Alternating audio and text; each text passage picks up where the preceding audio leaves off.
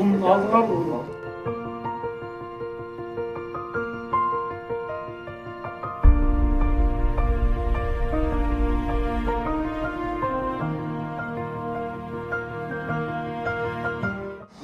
Küçük vaatlı için açık gerek, sizlerge beriş gerek.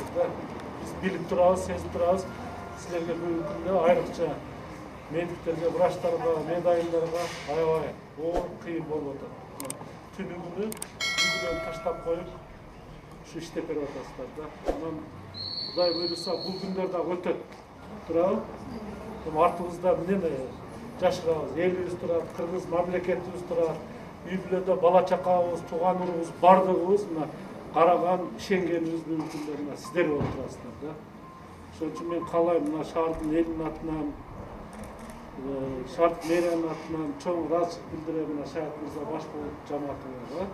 Мына мен жакшы иштеп бергиле. Анан биз болсо силерге кандай эмне керек болсо баардыгын жардамды берип турабыз. Мына бүгүнкү күндө эми мына коомдук транспорттор токтоттук, бирок жалпы шаардагы медиктерге биринчи очур шарт түзүп берели деп областтык ооруканаларга кошулуп шаардык мэрия мына 28 автобусту коюп бердик да. Бензинин биз топливолорун шаардык мэрия коюп берип атабыз. Шоферлорго рахмат. Ошо жандарынан өздөрү эмгек акы албай мына сиздерди ташып атат. Эгер жетишсиз болсо дагы кошконго даярбыз да. Мына бүгүн коомчулуктун, элдин айрыкча ак халатчан сиздерге, анан укук коргоо органдарына, айрыкча милицияларга коомчулуктун болгон мына ишеничин, сый урматын билип атасыңар. Бардыгы сиздерге аябай ыраазычылыгын айтып атат. Эмне кылса экен деп мына бүгүн дагы жаш ишкерлер ушул медиктерге эмне жардам берсе экен, керек болсо тамак аш жасап апарып берип турайлычы деген мына ишкерлерибиз чыгып атат да. Ошон үчүн бир гана бүгүн ушул элибиздин ден соолугу үчүн баардыгыбыз аракет кылыштайбыз. Бүгүн мен атайын убакытта силерден кабар алып, эмне жардам экенин билип коеюн деп атайын келдим. Акылуу, андан эми бүгүн биз да болгон аракетибизди кылып атабыз. Мына бет каптарды алып келдирип таркатып атабыз, айрыкча мына кызмат көрсөткөн ишканаларга берип атабыз да. Медиктерге силерге да берип да. Бет каптарды мына көчөдө тазалык ишканасы, Зеленхоз мына гүлдөр эгип, баягы турмуш токтобосунда иштеди, кылдырып атабыз да. Жолчуларыбыз мына бүгүнкүдөн башта ишти башташты, баягы ямышка ремонтторду. Мына биз дагы башында эле эмне кылса экен, кандай жардам кылса экен да ана Шаят мырзадан сурадык. Эмне жетишпейт десек, ушу одноразовый баягы медикке кие турган формалар жетишпейт деген. Анан шаардык мэриянын эсебинен биз дагы заказ бердик эле бир келе башталды, алды мына 1700дөн сапат турактып мына өзүнөн карадык да, биз сапатсыз эле заказ берип алып алып да. Очкилер да азыр жалап аткан келатат. Пока мына 100 штук, 100 штук мына эме ушу да өзүңөрдөн караштан керек билем биздин эмеден мамлекет тарабынан дагы мына берилип атат медиктерге полный баары шарттары. Биз дагы шаардык мэрия карап отурбайбыз деп ушу азыр келген силерге бердик. Анан дагы керек болсо дагы бергенге даярбыз. Жашырганда эмне мына медицинадан биз эчтеке аябашыбыз керек экен да. Бирок мен дайым айтам, мына медиктерди жакшы окутуп, сырттарга чыгарып, окутуп анан силерге шарт түзүп берип, жакшы аппараттарды алып берип койсок, мына иш жүрө берет да.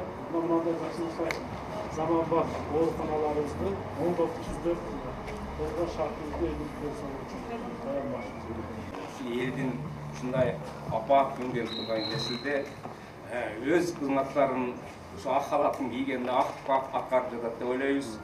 Бирок биздин ушул мэрия тарабынан, биздин өкмөт тарабынан келген жардамдарды биз алып жатабыз, аны биз билебиз, сезебиз. Но элге канчалык кыйынчылык болсо бизге да ошончолук кыйынчылык. Бирок ошону жеңебиз деген мына сиз айткандай сөздөрдүн баардыгын биз актап бере алабыз. Бирок ушул врачтардын мына мен көбүнчө өзүбүздү врачтарга айтам, эч кимиси бирөө да оотпуз, ана мына деген бар. Отпускадан дагы келишип иштеп атышат. Сиздердин ишенимиңиздерди биздин элибиздин ишенимиз актайбыз деп ойлойм. Эми ак халатчанда силер врачтар Гиппократтын антын ичкенсиңер да, туурабы? Аркага жол жок, астыга вперед иштеп эл үчүн мамлекет үчүн. Ana biz mына тылда туруп сизге жардам беребиз. Кудай кааласа ошондой болот деген. Бул күндө да өтүптү.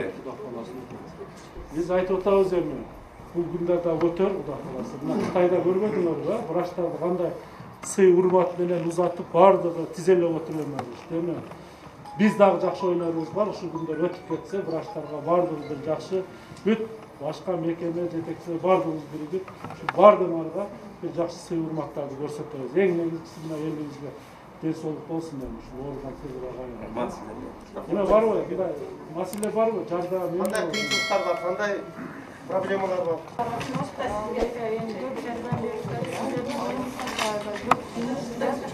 Мына транспорт маселеси боюнча бизге водительдерге маршруттарды бөлүп бердиңиздер, ошого рахмат айткыбыз келет.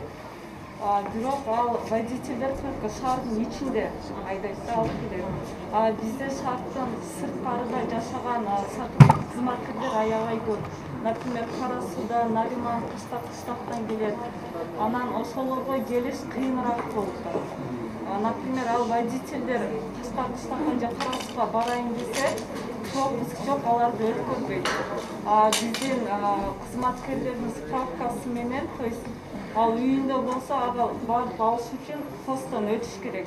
Биздин кызматкер жок, пропуск жок, ал өтө албайт да. Или биздин кызматкерлердин өзүнүн үйөлөрү, балдары ташыйын десе да без пропуска аларды өткөрбөйт. Ошол бизге чоң проблема болот. Мындай biz пропуска дегендичи кыскартып атабыз да. Бул эми баягындай башкача мезгилдеги карантин эмес, мындай өзгөчө кырдаал эмес, абал. Бул азыр карантин да. Анан ар бир машинага пропуска бере берсең, машинанын саны көбөйүп, дагы эле көчөдө адам көбөйөт. Туура түшүнгүлө. Ошон үчүн биз мына маршруткаларды да бизде эле болбосо ушунча маршрутканын бензинин коюп, соляркасын коюп, незабила лучше коомдук автобусту жүргүзүп койсок бизге тынч болот. Bunun maksatı karantinda turab, har bir adam özün karantinge alış gerek da. Bul degen söz uydan çıkpa. Gerekli adamlar mı? Medikler anan hizmet kılgan adamlar mı çıksın diye söz olacak da. Otur men süйлөшөйүн дагы мына азыр бүт мейманканалар бош турат. Алар деле сурап атышат, эмне кылат? Мына обсервацияга берип атпайбы азыр мейманканалардан? Болбосо биз керек болсо bir мейманкананы bir 10-15 bir komnatanı boşalttırıp vereyim. Çem үйгө barıp durup bayağınday tuğandardı da kontak kılganlarına безопасныйда da turayım. Bu жерде. Uyuşturaylı akça geçse geçsin, den soğuğumuz жақсы olsun деген söz da. Үйгө barışımız gerek söz degenler de anda ettегілер şardın içinde biz verelim. Şardın içinde bir daha problema kılmayız da teknik.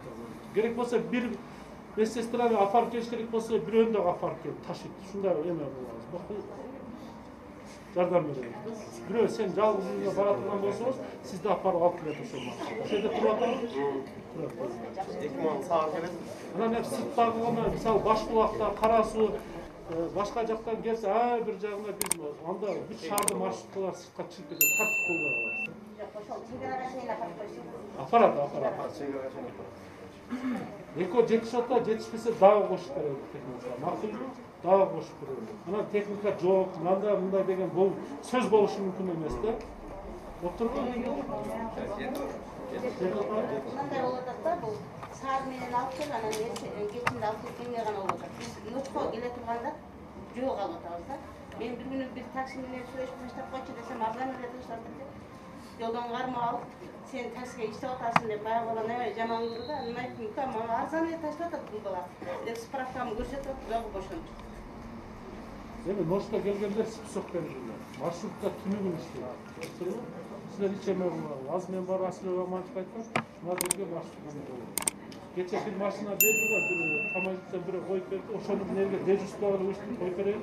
Врачка именно байлап берейин. Бай экиден сырткары бир дежурный байлап берейин түнүгүн. Отурбу, ошон иштеп берейин. Макулбу бирөөнү коюп. Башка эмне дагы? Врачтарга жакшы эле? Башка кандай кыйынчылыктар жокпу айтыңыздар? Мынау келіп обед маселесі кішкене қиын болып қалды. Үйден алып келеді, күн алып келеді, бір ай, 10 күн бірдейбіз. Енді айтып қош керек бұл. Сен шай туған айшты қолдан келбейді, батырғыз бұна қиылды оны, істеп қойып қойшы. Kutorda dayım var ekan, o tigi jakta alып келип, азыр обед 300 сомдон жогору экен. Ал медиктердин колунан келбейт. Сиздин колуңуздан келет, ушул түзүлүштөр бизге чыкса барып келип, ноштогулар бар, мен сунушум да сизгечи. Обедтин көйгөйү да кичине. Мына жерде уюштургула биз эме чечип берели. Отуруп продуктурунан жардам берели. Силер эмел эмес, 300 сомдон обед ичпе, 50 сомдон эле топтосоңор деле канча адам тоет мындай. Көпчүлүккө келгенде арзан түшөт наоборот. Туурабы? Ушундай мезгилде кафени унутуп турайлы. Жок болуп калып келди, жеген кешке. Жок, мына жерде уюштургула. Мына бул директордун милдети да уюштуруш. Жардам бериш биздин милдет. Керек болсо акча берели, продукт алып келип берели бардыгы. Nerede жардам берели? Отурбу? Бар да столовый, э? Ошону уюштургула. Ал эмне кыйынчылыгы бар? Бир поварга бер айлыкты. Bir ayga berip koy, men bir ayga atacağım. Özü de bak. Var mı? Onu ошону жасап тура иштеттик. Ол кыйын маселе эмес.